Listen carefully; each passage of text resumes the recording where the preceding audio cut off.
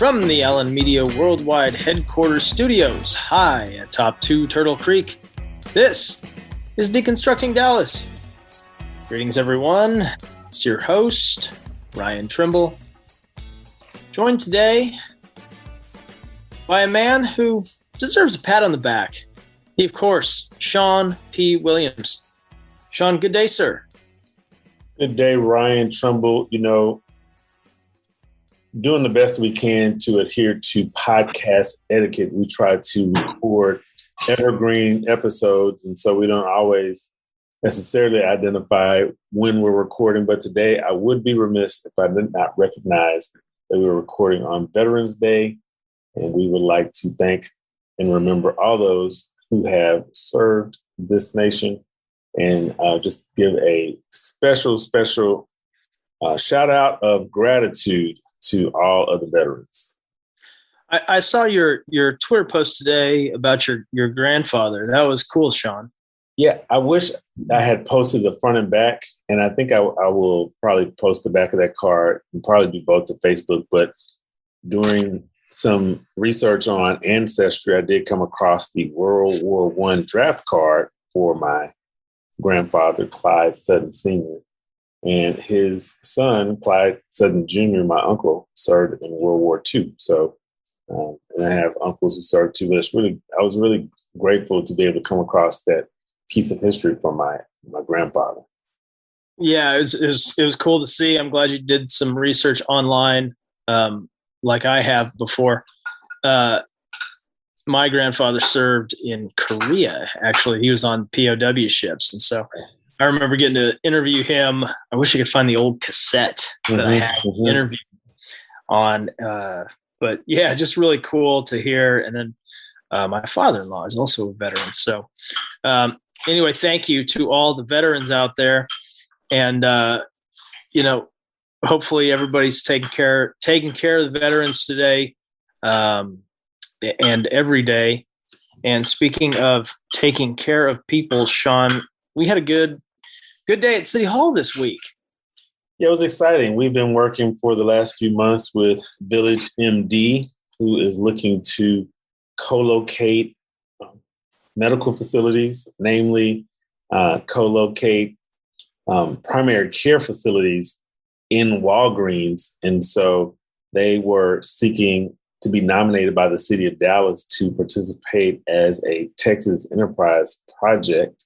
And they had 3 locations that they had nominated for that. And they announced plans to be in 17 total Walgreens locations. And so it was very exciting to work with our client, Andrew Crook, and see that the Dallas City Council did nominate Village MD as a Texas Enterprise Zone project.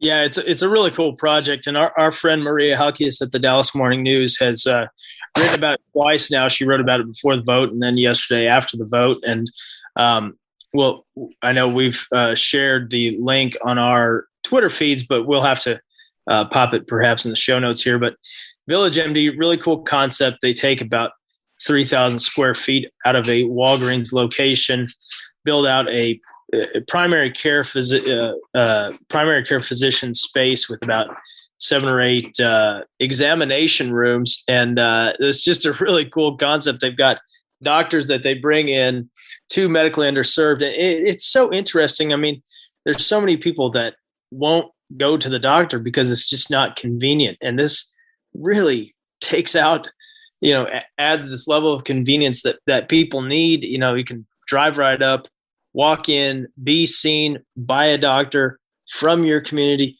that you trust, and take care of yourself, and just such an exciting project. And I just applaud you, sir, for your leadership on this issue. Well, I applaud you.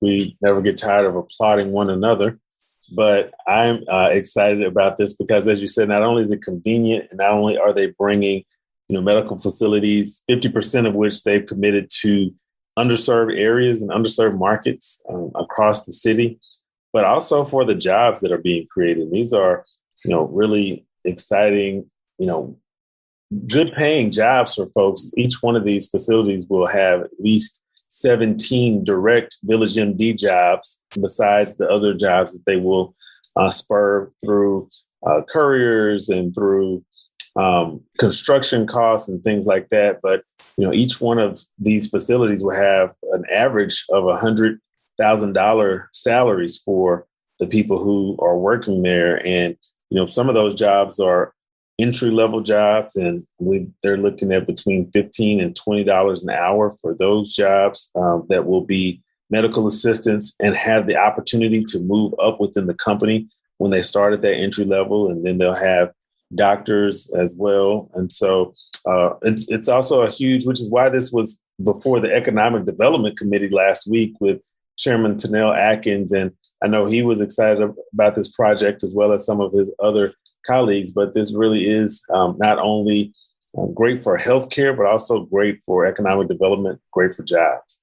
Yeah, it's a huge win. And like you said, a lot of these are going into underserved communities. And, an important part for us was to make sure that a lot of these went into Southern Dallas. And so, it's just really cool, very fun to work with people that are creative, solutions oriented, problem solving type groups like Village MD. So, and they're also they have plans to do freestanding clinics as well, and they are looking for other locations that are not Walgreens that they can also begin to work out of. I believe Andrew told the council that they have around 50 clinics spread throughout Houston, or at least, are moving towards that. And so, I think we're really just at the beginning here with Village MD. And I know this fits really well with the work that we do with our social justice practice. And, we're looking forward to helping them to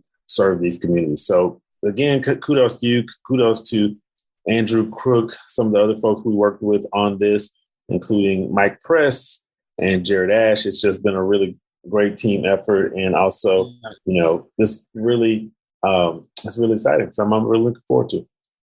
Yeah. And speaking of people making impacts in the community, we've got a really great guest today to share with our listeners. He, of course, Curt Hazelbaker, the president and CEO of the YMCA of Metropolitan Dallas. We are very fortunate to work with the Y, and, almost everybody in Allyn Media works with the Y at some point or other. A lot of times we may work in our public relations practice or public affairs practice, but, throughout the company, we usually all have an opportunity to do something related to the YMCA client. And a lot of that is because they are doing so much great work. They're doing great work all over the city in so many different areas, which is why I've been excited to bring this interview with Curt to our listeners. Well, let's get right to it right after this quick break. This is Deconstructing Dallas. Ryan Trimble, Shawn Williams. Stick with us.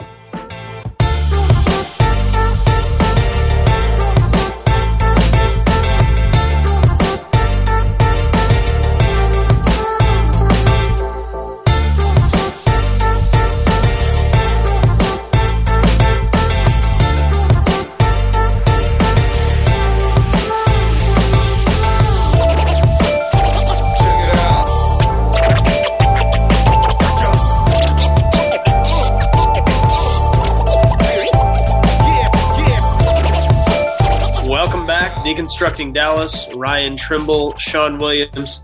Shawn, very excited today to be joined by the president and CEO of the the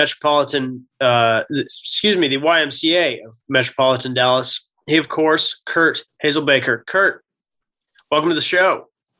Thank you. It's good to be with y'all. Now, we've got to know you here at Allyn Media, of course, but for our listeners who aren't familiar with you, can you share a little bit about yourself and your story? Yeah, I started with the Y. Well, first, I appreciate the opportunity to be with you guys today. I started with the Y as a day camp counselor in 1983. So I've been at this for a little while, 38 years. Really didn't know much about the Y when I got started. We had moved to Texas. My cousin was a program director at one of our Ys and said, "You guys need jobs. My brother and I, yeah, we need jobs.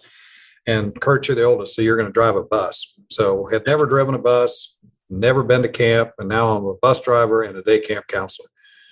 So I tell people that was my first experience in the Y, but I got to experience the firsts through the eyes of a 6-year-olds, because I had that first summer, I had a different group of 10 6-year-olds every week. And the camp was on Lake Louisville. We'd bus the kids out there, and a lot of them had never seen a lake. Some of them never been out of Dallas. And so the camp had canoes and sailboats, archery, horses. And watching these kids who had never got to experience that was really pretty cool to be a part of that for, a 6-year-old boys is who I had. But anyway, that's kind of where I got started in this. And that led to doing different things with the Y. I left Dallas in 2003, went to Winston-Salem, North Carolina as initially the chief operating officer and became CEO there in 2007. And I got back to Dallas January of 2017 as the CEO here. So it'll be 5 years and 2 months, and I got a great gig. I love what I do, work with great people. So it's a lot of fun. Yeah, you work at a great organization. We're fortunate to work with a lot of those same people, and we work with other great nonprofits and great organizations. But one of the things I really admire about the Y is its longevity and how long and how it's able to remain relevant, according to what time it's in. And so what do you think are the keys for the Y being so effective for so long? Yeah, and your point's a good one as far as effectiveness, Shawn. We have been around since 1885. Back then, the Y was, we were downtown. We had one location. We had a reading room, a gym. Cowboys would ride in and pay a quarter to take a bath at the Y. So that the Y met the needs back then, what they were. And I think the ability to last so long has been the flexibility to adapt with what's happening on the ground. So, you think about 1885, we've been through 2 world wars. The Peace Corps started from the YMCA World Service. That was the impetus for the Peace Corps to get started. We just adapt to what's going on. With the pandemic, with that hit us, we like everybody else had to close. March 16th, we get the notice to close. First day close is March 17th, not knowing what's going to happen. But we knew there's people that are going to have to go to work who have kids.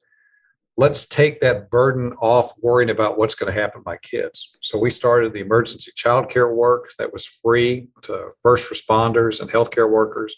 Started food distribution. We've been doing some of that and really ramped that up. Gave away computers to kids who couldn't learn virtually. Blood drives, about 65 blood drives now. And so it's just the ability to adapt, I think, is one of our strengths, that those needs in the community, we're going to be there to meet them. And the other thing I'd say to your question, Shawn, is that we have 16 Ys in our system plus 2 camps. And if you've been to one of our Ys, you've been to one Y, because they don't look alike. The needs in those communities are a heck of a lot different from community to community.